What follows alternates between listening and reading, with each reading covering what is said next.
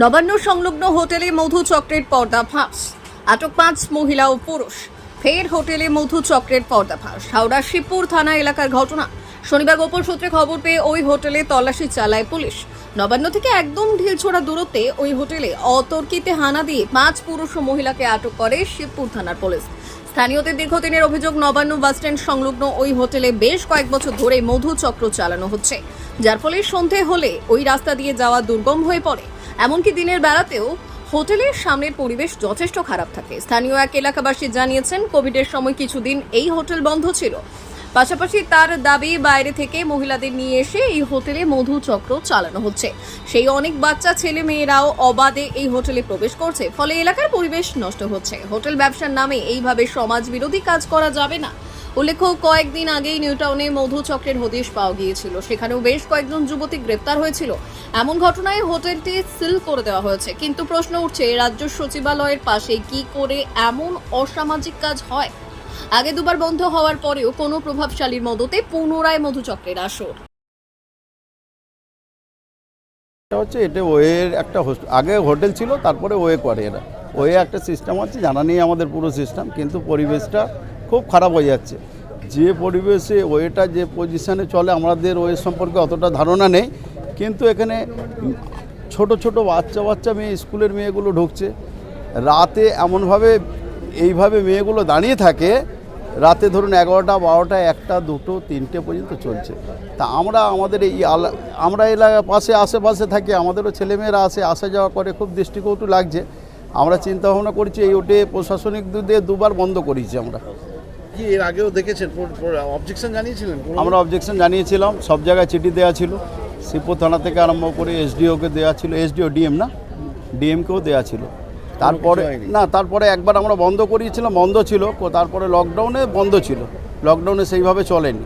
লকডাউনের পর থেকে আবার নতুন করে ফের শুরু হলো। একটা জিনিস আপনাকে বলি, এরিয়াটা ভাবতে হবে, এটা নবান্ন এরিয়া, একটা হাই সিকিউরিটি জোন, ট্রাফিক গার্ডের অফিস, জানলাগুলো একদম হোটেলের উল্টো দিকে পরিষ্কার দেখা যাচ্ছে, একদম পুলিশ অফিসাররা বসে কাজ করছে দেখা যাচ্ছে।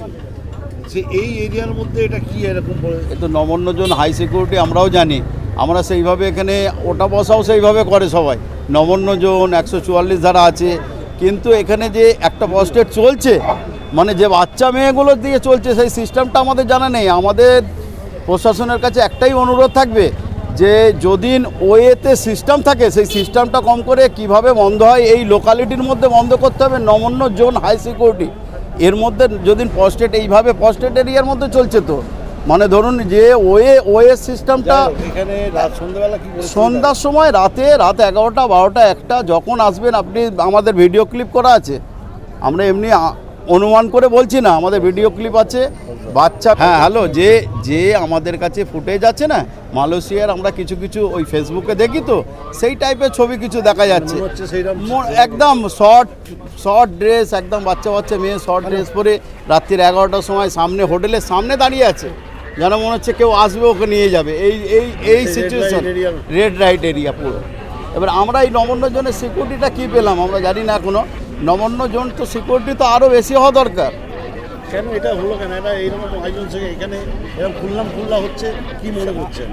এর মধ্যে দেখুন, কে আছে না আছে আমাদের দাদা বলা তো সম্ভব না, কিন্তু আমরা চেয়েছি, প্রশাসন এসছে, প্রশাসন কাজ করছে, আমরা আশা করব প্রশাসনের কাছে যেন এটে পুরোপুরিভাবে বন্ধ হয়ে যায়। আগামী দিনে যেন না এই ধরনের কাজ নবান্ন জন্য আছে। আগে হোটেল খুলেছিল, তারপরে আমরা দেখেছি হোটেল চালাচ্ছে, কিন্তু আস্তে আস্তে করে দেখছি মানে ছোট মেয়ে, আন্ডার এজ মেয়েরা এখানে আসছে, স্কুলের কাপড় পরে আসছে, মেকআপ পরে আসছে, স্কুল ইউনিফর্ম পরে আসছে। আমাদের ছেলেমেয়েরা এখান থেকে স্কুল আসা যাওয়া করে, কি পরিবেশটা কী পড়বে এখানে? আমরা যখন দেখি ছোটো ছেলেমেয়েরা ঢুকছে, ছোটো বাচ্চা এখানে খেলতে আসে নবান্ন বাস স্ট্যান্ডে, ওরা যায় তো এখানে দেখে যায় কি হচ্ছে ভেতরে, ছেলেমেয়েরা ঢুকছে কেন। আজকে আমরা নামাজ পড় এসছি, যখন এখানে পাশে মাজার আছে, আমাদের গায়ে মাজার আছে, নামাজ পড়ে মাজারে আমরা আসতাম, তখন দেখলাম 4টে পুলিশ ভ্যান দাঁড়িয়ে আছে। তারপরে আমরা আসতাম, দেখলাম পুলিশের রেড পড়েছে। তারপরে একটু জানাশোনা হলো কি হ্যাঁ পুলিশের রেড পড়েছে, এখনও ভেতরে লোক আছে, ছেলেমেয়েরা আছে, হ্যাঁ, আর পুলিশের রেড পড়েছে। এটা তো একদম ইলিগালি হচ্ছে, এটা পাশের লোকাল এরিয়া, একদমই চলে। আমরা তো এখান অবধি শুনেছি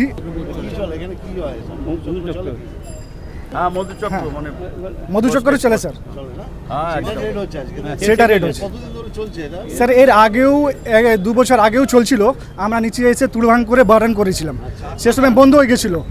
তারপরে স্যার আবার এখানে চালু হয়ে গেছে। আমার নাম হচ্ছে নওশাদ আলী। করোনাতে বন্ধ এর ছিল। আগে অবজেকশন জানিয়েছেন? হ্যাঁ আমরা তো আমরা এর জন্য অবজেকশন করেছি আগেও, লোকাল পাড়ার ছেলে মহিলারা এসে আমরা প্রতিবাদ করেছি, তারপরে বন্ধ হয়ে গেছিল, আবার চলে স্টার্ট হয়ে গেছে। এখানে কন্ডিশন কেমন থাকে? সন্ধ্যেবেলা কন্ডিশন, রাত্রেবেলা কন্ডিশন এমন থাকে মনে লাগে প্রস্টিটিউট এরিয়া আছে। আমরা এটা দেখেছি, মানে রেড লাইট এরিয়ার মতো। এখানে কন্ডিশন এরকম থাকে মনে, আপনি দেখবেন কোনো কোনো সময় মনে হয় রেড লাইট এরিয়া এরকম হয়ে যায়। সেটা তো আপনাদের বাড়ির ছেলেমেয়েরা যাতে আমরা ছেলেমেয়েরা স্কুল থেকে আসবে কি করে, যখন আছে কি ওর মাথায় কি পড়বে, যখন একটা জিনিস বারবার আমি দেখবো কি আছে তো আমি নিজেই একটা ইচ্ছা হয় কি আমি কি আছে যাই, বা একটা হিম্মত হয় যেখানে ছেলেমেয়েরা যায়, স্কুলের ছেলেমেয়েরা যায়, তো চলে যেতে পারে আজকে পরিবেশে। ব্যুরো রিপোর্ট, উত্তরের প্রহরী।